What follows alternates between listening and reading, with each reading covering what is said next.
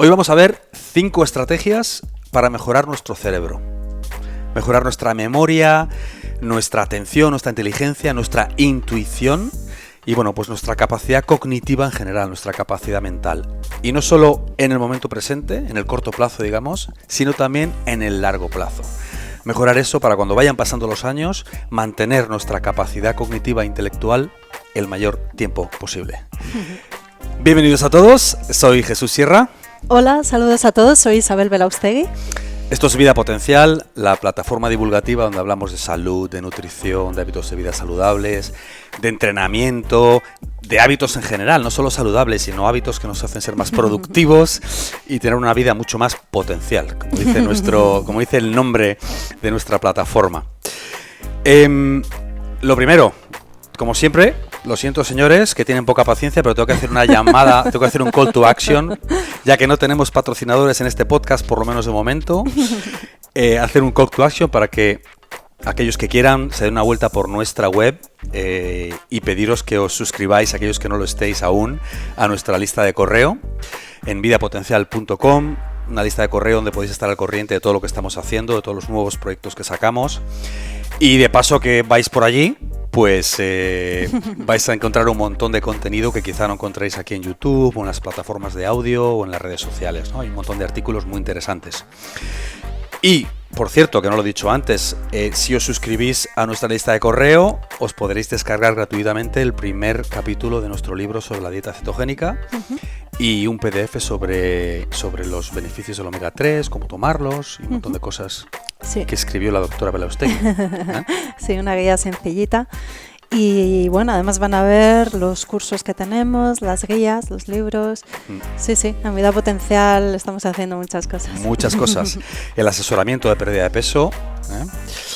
Vamos a sacar muchísimos proyectos más, pero bueno, ahí está el call to action de siempre. Neuroplasticidad, Isabel, porque todo esto que hemos dicho al principio de estas 5 estrategias de las que vamos a hablar ahora están enfocadas a pues desarrollar o mejorar la neuroplasticidad, ¿no? Eso es, la capacidad del cerebro humano de moldearse a lo largo de toda la vida. Esa idea de que llegada a la edad adulta nuestro cerebro ya es lo que es y lo que va a ser para el resto de los tiempos, o como mucho va a degenerar, no es cierta. Tenemos una gran capacidad de regeneración, de moldeamiento para adaptarnos a los cambios externos e internos. Esta es la neuroplasticidad.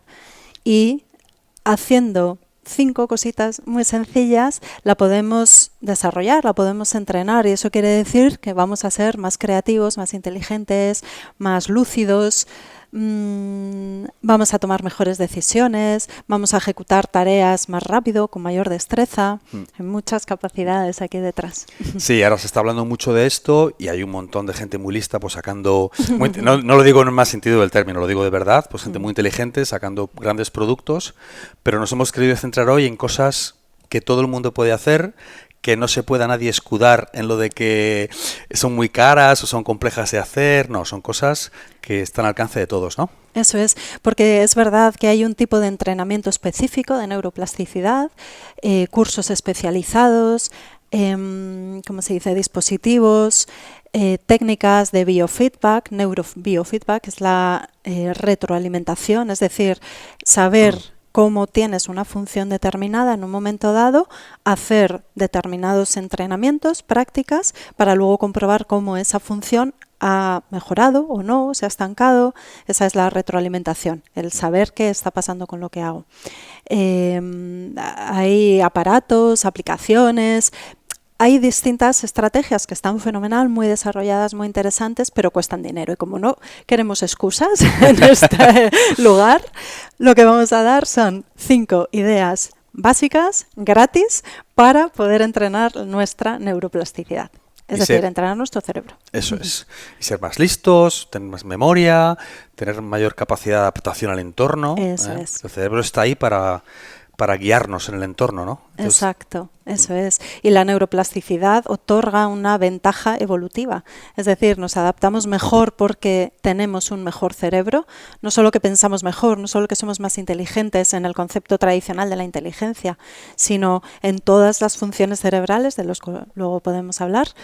Y eso nos hace adaptarnos mejor y con ello tener un mayor éxito, una mejor supervivencia y una mejor manifestación de nuestras habilidades potenciales. Ahí está. Sí. Ahí está. Bueno, ¿empezamos?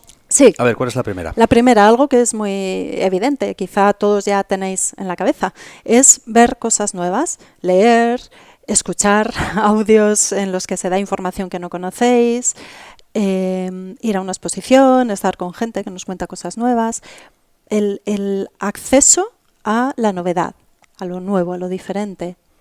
Salir de nuestra cotidianidad un poco, ¿no? Eso hace que el cerebro tenga que adaptarse. Ujú. Puede ser, por ejemplo, tener conversaciones con gente con la que normalmente no hablaríamos o que no forme parte de nuestra esfera de interacción, por ejemplo. Sí.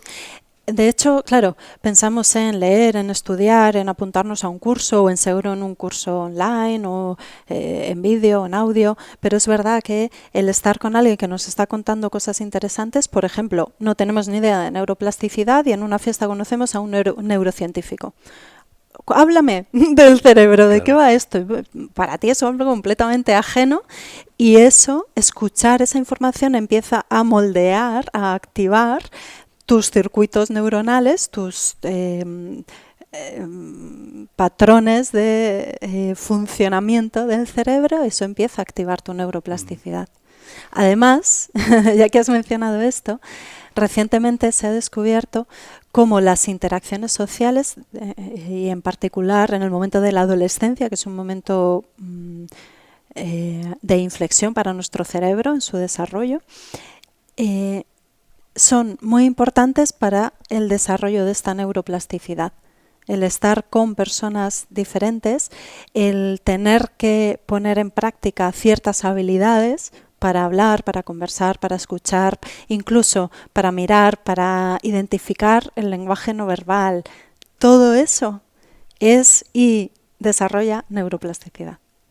O sea que, por ejemplo, para gente que nos puede estar escuchando que tenga hijos adolescentes o preadolescentes, exponerles al mayor número posible de escenarios diferentes, que de cierta manera es como una casa que está llena de habitaciones y cuantas más puertas se abran y a más habitaciones distintas entre el chaval, pues mejor se va a desarrollar su cerebro, ¿no? Sí, mira, eso es. ¿Te ha gustado el ejemplo que he puesto? Me gusta mucho.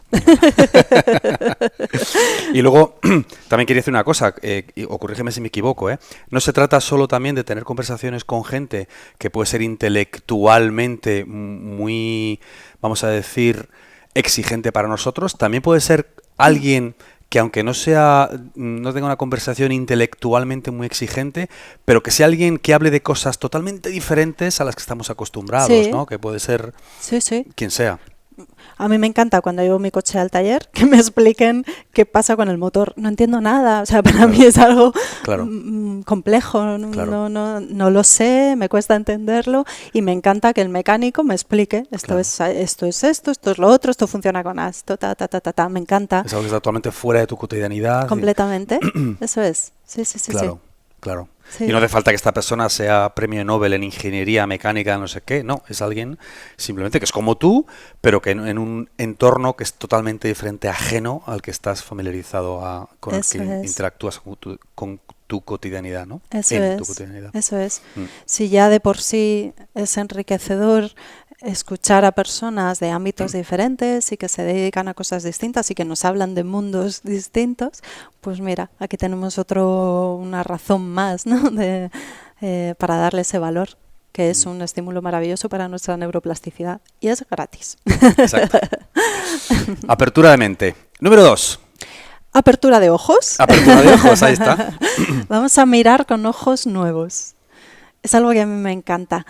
Tenemos esta tendencia cuando vamos a una sala, a un curso, por ejemplo, un curso que va a tener una cierta continuidad.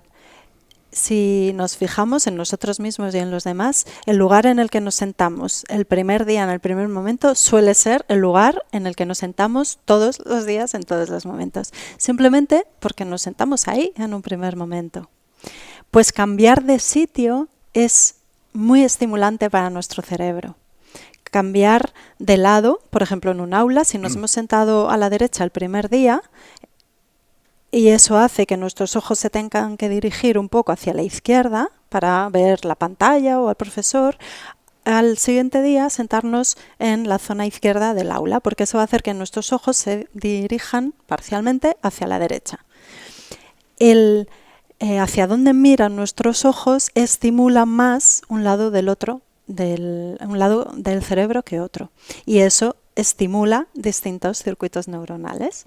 Entonces, simplemente hacer eso, cambiar de sitio, ya hace que nuestro cerebro tenga que trabajar, le estimula, desarrolla nuevas rutas por las que transmitir la información. Y esto lo podemos hacer también en casa, sentarnos en distintos sitios de la mesa, que también es algo muy habitual, que cada uno tiene su asiento asignado o su zona del sofá o su sofá de siempre. Sí. Pues cambiar de sitio de pronto te hace ver la realidad de una manera diferente y encima desarrolla tu neuroplasticidad. Y eso es aplicable, por ejemplo, en nuestra cotidianidad, un montón de sitios, ¿no? Cuando vas al gimnasio siempre intentas utilizar la misma taquilla, Sí. o siempre te cambias en el mismo sitio, o si hay varios vestuarios siempre utilizas el mismo y entras de la misma manera, Sí. o el que coge el autobús, para nuestros amigos mexicanos, el que utiliza el autobús como medio de transporte, que siempre suele ponerse en el mismo sitio, ¿no? Todos Sí. tenemos esa tendencia natural, ¿no? Porque al mismo tiempo el cerebro quiere como ahorrar energía también, ¿no? Y además porque nos da seguridad. Si nos sentamos ahí el primer sitio y vimos que no pasaba nada, ya sabemos que es una zona segura, así que nos vamos a sentar ahí porque sabemos que no va a pasar nada. Claro. En el autobús, en el metro, en casa. O cuando vamos al supermercado ahí y aparcamos el coche, Sí. ¿no? Siempre tendemos a dejar el coche en el mismo supermercado, más o menos siempre en el mismo sitio, la misma zona, ¿no? Sí, pues cambiar. Cambiar. Que haya cambio. Al cerebro Y si podemos me cambiar de encanta. gimnasio y de supermercado de vez en cuando, pues también eso ayuda, ¿no? Y de casa. Y por ejemplo, cambiar los muebles de casa, Sí. cambiar de sitio, quiero decir, no tirar los muebles y comprar muebles nuevos, que tampoco es mala idea si lo puedes cambiar con tu vecino de arriba durante 2 meses. Mira, genial. No, pero en serio, modificar la posición de los muebles dentro de casa, ¿no? Sí. No tener esa rigidez mental de que la estantería siempre está ahí, la mesa siempre está ahí. Sí. Lo mismo, ¿no? Sí. Sí, Eso sí, ayuda. sí. Nos da flexibilidad mental. Eso es. 3. 3. Este nos encanta, yo creo que puedo hablar por los dos. Sí. Utilizar la mano no dominante, es decir, la izquierda si somos diestros o la derecha si somos zurdos. No solo al escribir, es que para todas las actividades cotidianas tendemos a utilizar la mano dominante. Pues empezar a utilizar la otra. Es un reto. Al cerebro le encanta o le viene muy bien, no sé si le encanta o no, porque a lo mejor es un poco perezoso y estos cambios no le hacen mucha gracia. Claro. Pero para el cerebro es muy estimulante, es decir, le activa y le hace crecer y hacerse más plástico, tener retos, novedades y un entrenamiento cotidiano. Entonces, utilizar la mano no dominante, y si yo soy diestra, pues escribir con mi mano izquierda o empezar a tomar el vaso con la izquierda o abrir un bote con la izquierda o una lata. Claro, de pronto son movimientos en los que ni pensábamos cuando lo hacíamos con la mano dominante y de pronto son completamente nuevos y somos torpes y no sabemos y eso es un reto y no nos gusta, nos da inseguridad y además nos roba tiempo y encima vamos a tirar el líquido por la mesa porque no hemos sabido abrir bien el frasco. O nos cepillamos los dientes con la mano izquierda, en caso de ser diestros, y de pronto nos enganchamos, Claro. aquello cuesta, nos hacemos daño. Es al principio, tenemos una gran capacidad de aprendizaje. Ese es el resultado de la neuroplasticidad, la memoria y el aprendizaje. Y cuando superamos ese miedo, perseveramos aunque nos cueste, asumimos el reto y entrenamos las tareas cotidianas gratis, facilísimas, al alcance de todos, vamos viendo que anda, mira, soy cada vez más hábil con mi mano no dominante y eso es un reflejo externo de lo que está sucediendo. A nivel interno lo que está sucediendo es que se están activando un montón de circuitos, de caminos entre las neuronas, se están generando nuevas conexiones, aquello está creciendo, desarrollándose y eso es fantástico. Y lo que no se usa, Se pierde, Sí. como todo en biología, ¿no? Y además, esto de utilizar la mano no dominante tiene otros muchos beneficios. Primero, es muy divertido. Sí. Es muy divertido, pero cuando intentas comer con la mano no Sí. dominante al principio, se te cae la sopa, o lo que decías ahora, lavarte los dientes, ¿no? Te cae la pasta por aquí.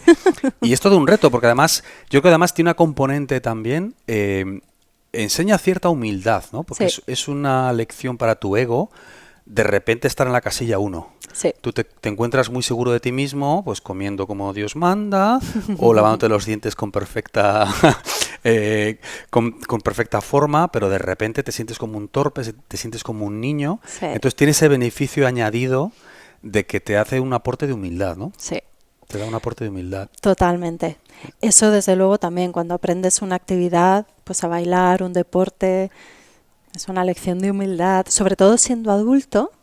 Ser alevín de adulto cuesta muchísimo. Es duro. Es una gran lección de humildad. Te Ser- sientes ridículo y no sabes porque, claro, sí, que los niños pequeños hagan esas cosas tan graciosas, tan torpes, sabes que están aprendiendo. Pero no, es que todos cuando somos aprendices somos así de torpes hasta que lo vamos entrenando y aprendiendo. Y eso es bueno para nuestro cerebro. Sí, es bueno para nuestro cerebro. Y lo que has dicho de lo que no se usa se pierde, a nivel cerebral es tal cual, es así. Sobre todo esto se ve en el momento del desarrollo, que es el máximo apogeo de la neuroplasticidad. Se generan un gran número de conexiones entre las neuronas, de sinapsis, sin medir, ¿no? Se producen muchas células y además con muchas conexiones entre sí. Miles, decenas de miles, centenares de miles de neuronas y de conexiones, bueno, neuronas y células gliales, de células y conexiones entre ellas. Las que no se utilizan literalmente se podan, es el término que se utiliza en neurociencias. Es la poda, o sea, se corta, se echa a un lado lo que no se va a utilizar. Entonces, este es el potencial que sí que podemos desarrollar, sí podemos llegar a manifestar si lo entrenamos. Y para que la gente, corrígeme si me equivoco, pero para que la gente tenga esta imagen, ¿no? Imaginemos esta persona muy, muy, muy mayor que no ha trabajado todo esto que estamos hablando nunca y siempre ha hecho la misma cosa, siempre se ha sentado en el mismo sitio, siempre ha pensado de la misma manera.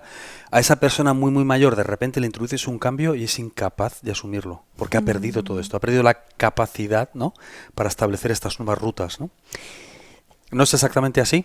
Hasta hace relativamente poco, sí, se pensaba esto, era lo que se afirmaba, era lo que se nos enseñaba, que se perdía esa capacidad. Lo que sabemos hoy en día es que la neuroplasticidad es una capacidad que se mantiene durante todo el curso de la vida de los humanos. Entonces, Nunca es tarde. Nunca es tarde en absoluto y no vale como excusa tampoco poner la edad. Siempre tenemos la capacidad de desarrollar nuestros circuitos neuronales, nuestro cerebro. De hecho, hay estudios, por ejemplo, ahora me viene a la cabeza un estudio que se hizo en personas mayores, pero mayores de 70 años, ahora no recuerdo la media, pero eran 70, 80, pues estas personas con una rutina de las que ya se dice que no hay nada que hacer, ¿no? Que no van a desarrollar ninguna nueva capacidad.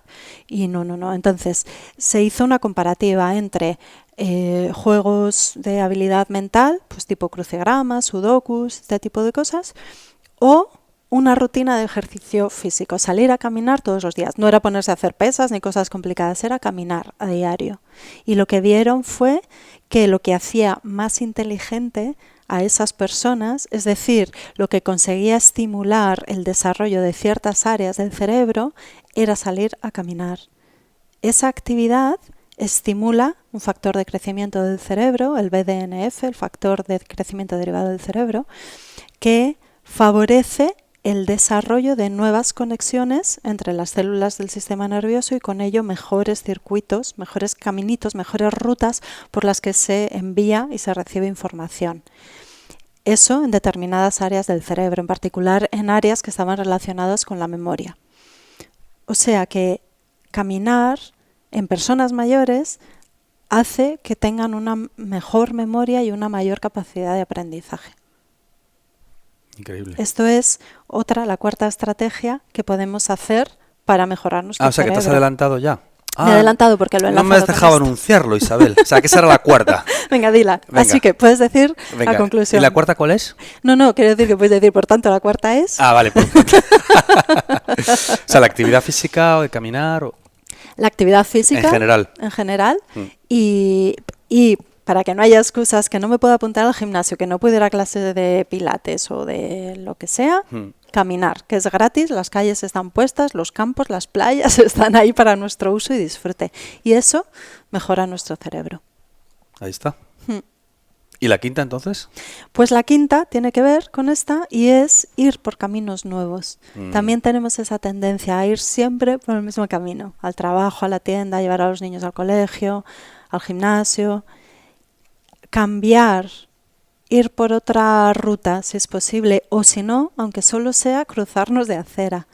Eso nos genera primero esa incomodidad, el reto, el miedo, aunque sea solamente cruzar de acera, porque ya es ir por un camino por el que no hemos ido nunca. Ahí tenemos una memoria ancestral de lo no conocido es peligroso de base, porque puede salir un depredador que acabe con nosotros. Que hay digamos, esa parte trasera un poco antropológica, psicológica, de que por eso tenemos esa tendencia a ir siempre por el mismo sitio. Claro, porque nos da seguridad. Yeah.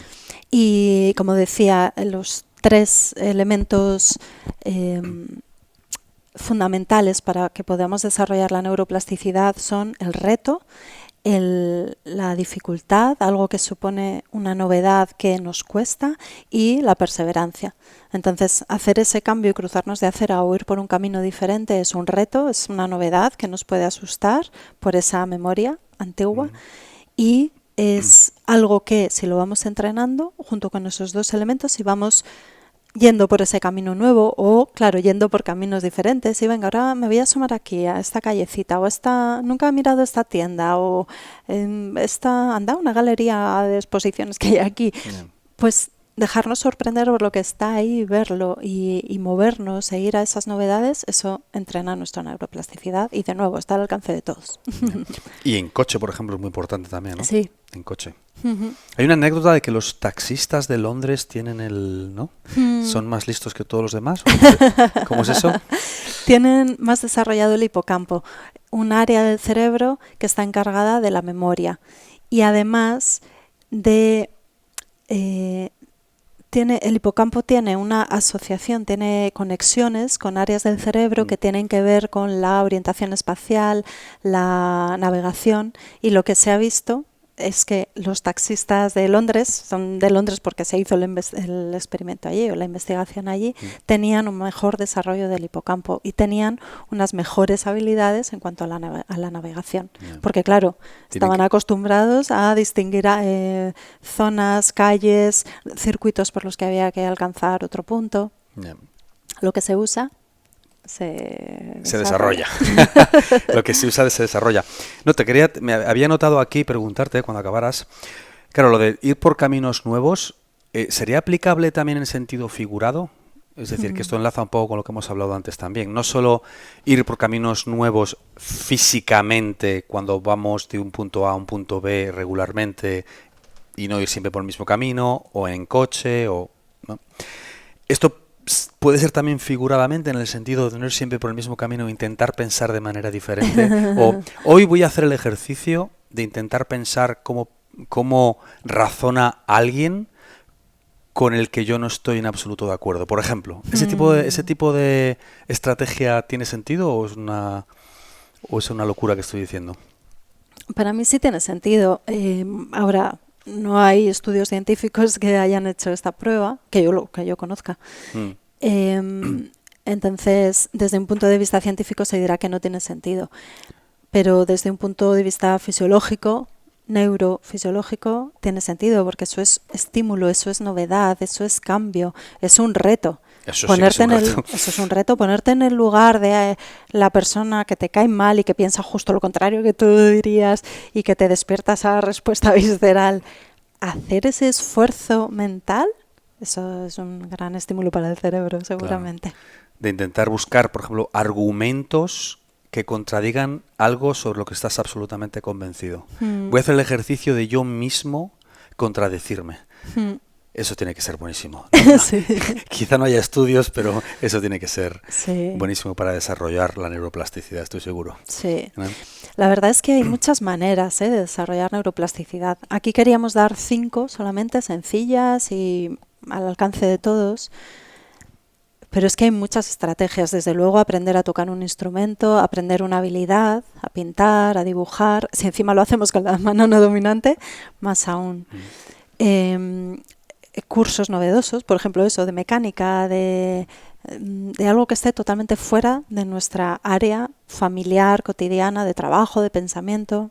Algo también muy importante es usar las manos. Por ejemplo, esto se ha demostrado como escribir a mano activa distintas áreas cerebrales y mayores áreas cerebrales que teclear o escribir en una pantalla. Eso es algo también que está al alcance de todos nosotros. Podemos escribir a mano en lugar de anotar siempre las novedades o la lista que no queremos olvidar o lo que sea en el móvil, en el ordenador, en la tablet. Eso está ahí. Y si eso lo sumamos al hábito de llevar un diario, ahí Sí. eso sí que es un win-win también, ¿no? Sí. Luego se ha visto que, mira, todo lo que contamos en Vida Potencial ayuda a nuestra neuroplasticidad. Por ejemplo, lo has recordado esto que tú has dicho ahora, el ejercicio de la meditación, de la relajación, el agradecimiento, ese tipo de técnicas y de hábitos de los que también hablamos en Vida Potencial, pues toda la cuestión mente-cuerpo y la gestión del estrés, eso favorece la neuroplasticidad. Y se ha visto, y esto es muy importante, que todas las técnicas específicas dirigidas a desarrollar la neuroplasticidad, el brain training, el neurobiofeedback, los distintos dispositivos, son eficaces cuando se sostienen sobre hábitos de vida saludables. Se ha visto que la neuroplasticidad, nuestra capacidad cerebral, en un sentido amplio, no viene dado por la genética. Hay un componente genético, pero lo determinante es el estilo de vida, la comida, la alimentación, la actividad física y la gestión del estrés y el descanso, que es lo que hablamos siempre en Vida Potencial. Eso es lo que permite que desarrollemos nuestras capacidades cerebrales. Quiero volver antes de terminar, que ¿tienes por ahí alguna nota apuntada de cosas que se hayan quedado en el tintero? Hay muchas cosas, sí, vale. Todavía hay cosas que me apetecen. Antes quiero decir una cosa, vale. Es que antes de cambiar o pasar a un punto nuevo, quiero decir una cosa. Sí. En referencia a lo que decías, utilizar la mano no dominante, cosas nuevas.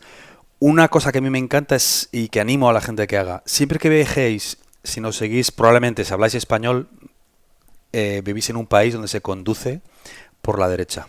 Siempre que viajéis a un sitio donde se conduzca por la izquierda, no perdáis la oportunidad de alquilar un coche. Sí. Hombre, con cuidado, no salgáis directamente no salgáis directamente del centro de Londres si no lo habéis hecho nunca, pero si tenéis la oportunidad de conducir con un coche con el volante al otro lado y conducir por la izquierda, porque eso es todo lo que hemos hablado en esteroides. Un sitio nuevo, conduciendo por la izquierda, cambiar con la otra mano, eso es la neuroplasticidad a la enésima potencia. Sí. Y va a ser genial porque vais a ver de lo que sois capaces, que es fantástico. A mí me parece maravilloso. Si todo el sistema nervioso, anatómica y funcionalmente, o sea, de cómo es y cómo funciona, siempre me ha gustado mucho. Cada vez que se van conociendo más cosas y es un campo en el que se están haciendo muchos descubrimientos todavía, me parece fascinante, es increíble que tengamos toda esa capacidad. Me apetece contar una cosa, y es que cuando hablábamos el otro día... Este es nuestro podcast, Isabel, podemos contar lo que queramos. Cuando hablábamos el otro día de neuroplasticidad, me vino a la cabeza una pregunta que tú sueles hacer en tus entrevistas, y es, ¿de qué hay algo de lo que estás convencido, aunque todavía no está demostrado? Que no puedas demostrar. Que no puedas demostrar. La formulo de esa manera. Hay algo de lo que estés absolutamente convencido, pero no puedas probar. Normalmente la formulo así.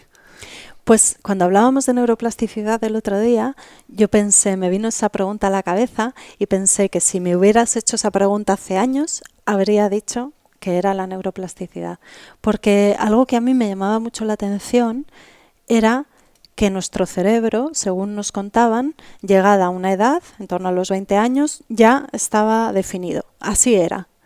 Y no iba a haber ningún cambio, excepto si acaso la degeneración, que fueran muriendo neuronas. Además se hablaba solo de neuronas. Es decir, que teníamos el cerebro que teníamos, el sistema nervioso que teníamos, y que así nos quedábamos para toda la vida y que solo la única posibilidad era ir perdiendo capacidad. Y algo en mi interior me decía que eso no podía ser así. No podía, pero ni tenía ni los conocimientos, ni la técnica, ni la capacidad de demostrar algo así, ni de investigarlo, ni nada. Pues me encantó cuando a principios de los 2000 se descubrió que el cerebro sigue desarrollándose durante toda la vida, que tenemos esta plasticidad, esta capacidad de moldeado, que las neuronas no mueren, que hay zonas concretas del cerebro donde se regeneran las células nerviosas, las neuronas, y que se pueden establecer conexiones, las llamadas conexiones sinápticas, las sinapsis, que son los puntos de contacto entre células nerviosas que sirven para transmitir el mensaje. Como decía, que se desarrollan, tenemos la capacidad de desarrollar conexiones sinápticas durante toda la vida. Y que tenemos una capacidad inmensa y que eso está demostrado. ¡Buah! Eso me encantó.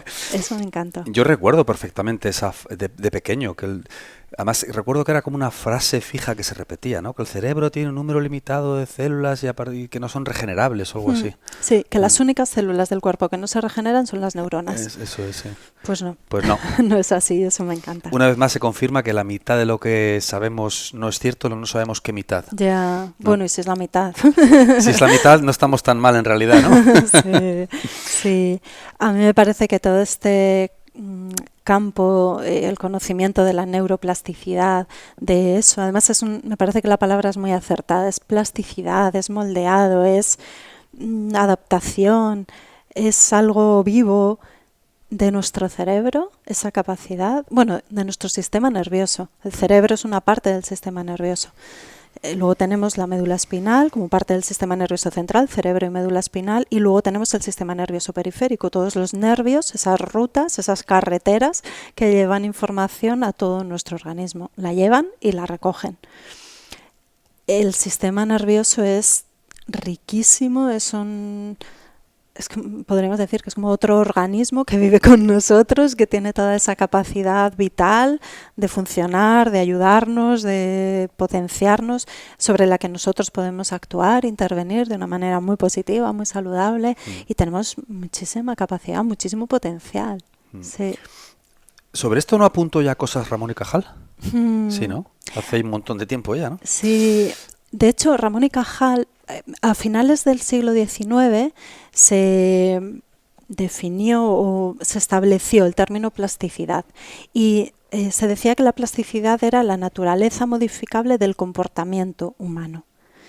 Y don Santiago Ramón y Cajal, a principios del siglo XX, dijo, o él pensaba, que esa capacidad moldeable del comportamiento humano debía de tener un sustrato anatómico, una base física en nuestro sistema nervioso.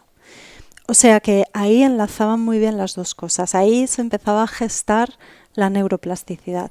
Lo que ocurrió es que a la muerte de Ramón y Cajal, en los años 30 del siglo XX, a partir de ahí quedó como una idea muy fija, muy estática, rígida del sistema nervioso. Y no fue hasta mediados y finales del siglo XX cuando se empezó a ver que había una cierta capacidad de regeneración de los axones, de las prolongaciones de las neuronas, que son unas de las células principales del sistema nervioso, y que había una capacidad de adaptarse del sistema nervioso a las situaciones cambiantes, externas e internas en la vida, que no se llegó a establecer esa capacidad plástica más flexible, más abierta del sistema nervioso. Y ya el término de neuroplasticidad ya quedó, el término y el concepto ya quedó completamente aceptado a finales del siglo XX. La vida y el cuerpo humano es orgánico, ¿verdad? Sí, totalmente. Nada es rígido. No. En biología y en En el universo, en realidad. En la Nada vida, es rígido. exacto. Nos gusta pensar que es rígido porque es más fácil de interiorizar. Y porque nos da más tranquilidad, más Claro. confort, ¿no? Esto es así, Esto es ya lo así. tenemos en una caja, pero no es así, para nada, Ya. no. Ya. ¿Qué más? Quiero aclarar también por qué hablamos de neuroplasticidad o plasticidad neural y no neuronal. Y es porque, lo mismo, siempre se ha hablado de las neuronas como las células del sistema nervioso, pero existen otras neuronas y los dos principales tipos de neuronas en el sistema nervioso son los dos tipos principales de células en el sistema nervioso son las neuronas y las células de la glía, las células gliales. Y conforman como equipos de trabajo.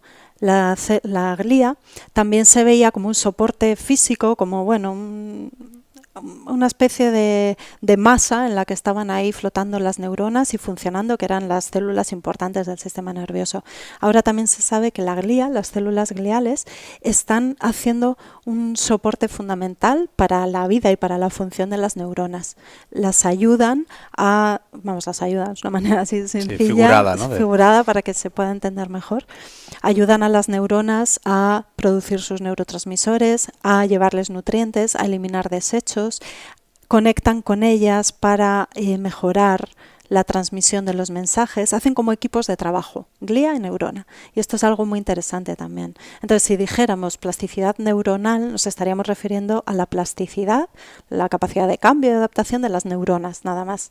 Pero es plasticidad neural, es la capacidad de todo el sistema nervioso, de neuronas, de glía y de prolongaciones, conexiones sinápticas, etcétera, etcétera. Es un concepto más global también que aglutina todo. Y eso es muy interesante. Es muy bonito el comprender esto porque también da mucha riqueza, ¿no? Me vienen ahora varias cosas a la cabeza. Una es lo que has dicho antes, de una persona ya con una edad que ha estado siempre haciendo lo mismo, yendo por el mismo sitio, sentándose al mismo sofá, etcétera, etcétera. Así, cuando repetimos constantemente una acción o una manera de pensar, una ruta nerviosa, lo que hacemos es que en lugar de tener un camino tenemos un surco neuronal. Es una potenciación de una conexión entre neuronas que van transmitiendo el mensaje por el mismo sitio. La manera de transmitir la información en el sistema nervioso es que como si fuéramos pasando mensajes de unos a otros, ¿no? Una neurona le pasa el mensaje a través de la conexión sináptica, del contacto, a la otra neurona. Esa neurona a la siguiente, esa a la siguiente.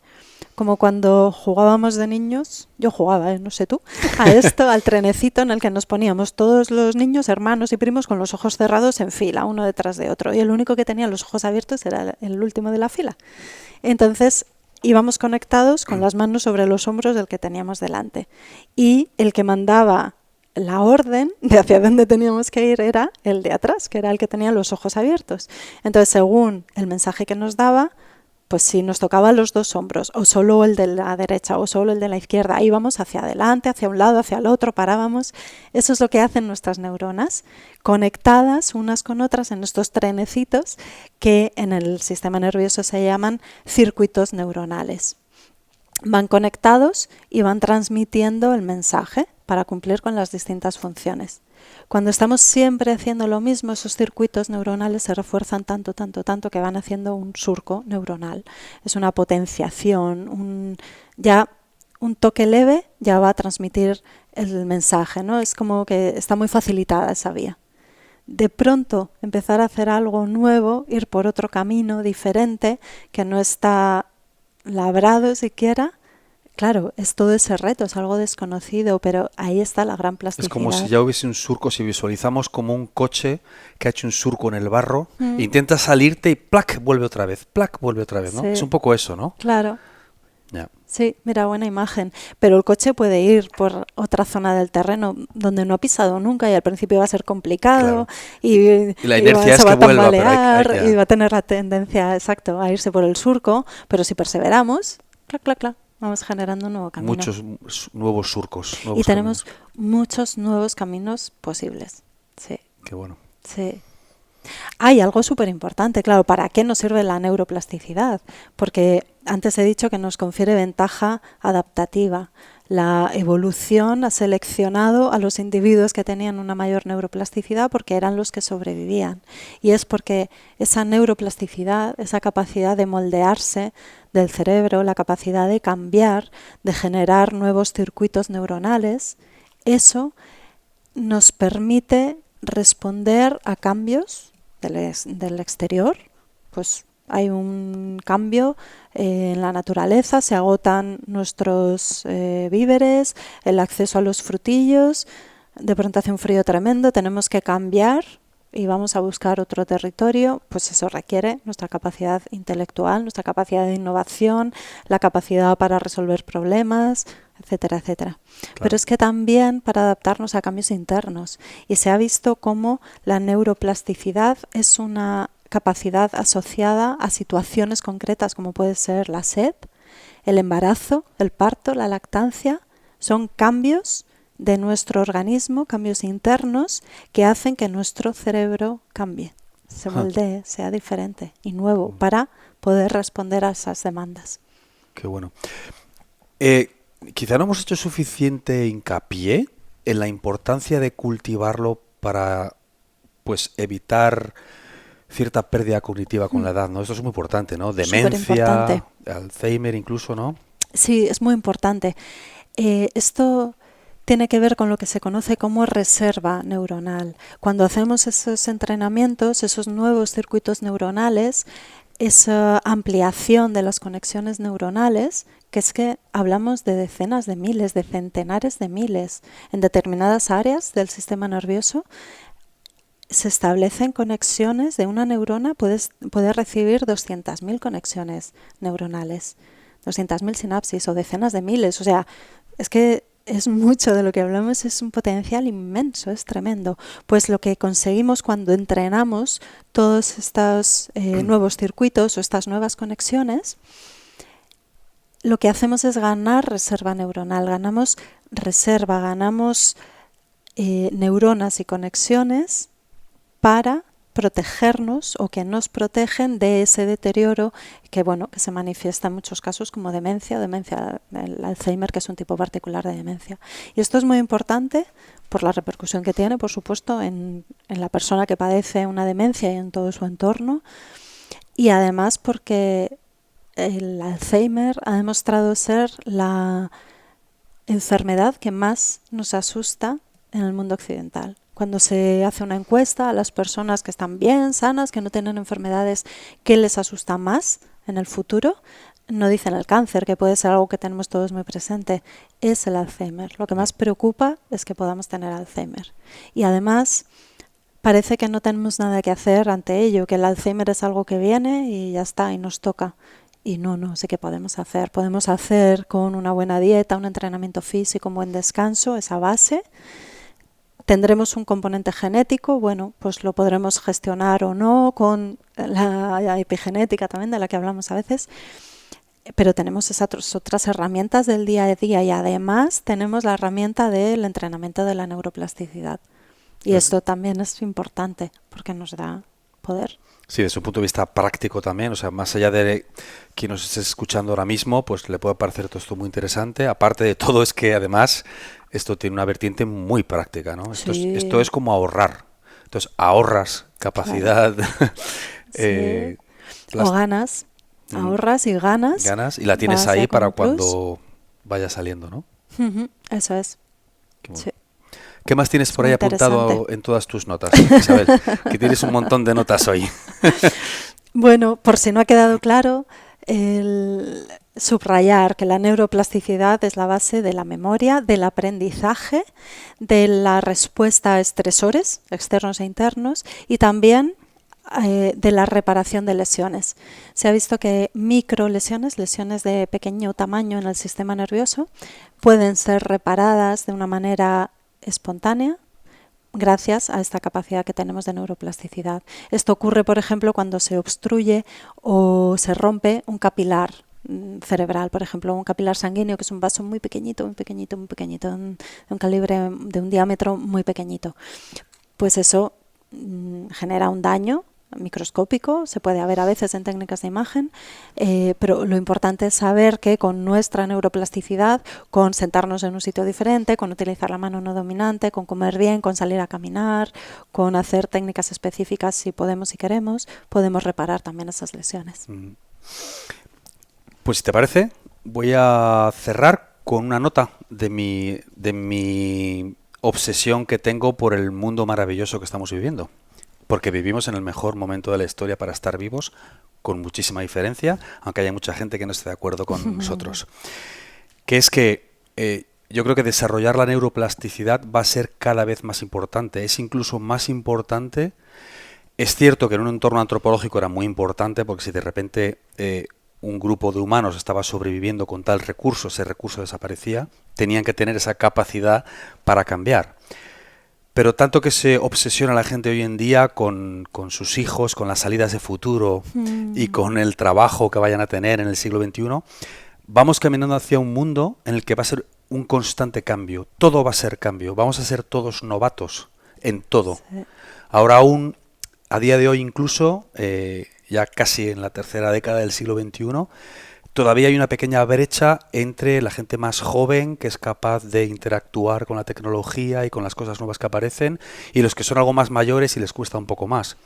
En no mucho tiempo todos vamos a ser novatos, porque todo va a ir tan rápido que precisamente va a tener una ventaja competitiva aquellos que sean capaz de tener esa rapidez, esa plasticidad, ¿no?, neural, esa capacidad de cambiar, de adaptarse a las cosas nuevas y de asimilar información nueva.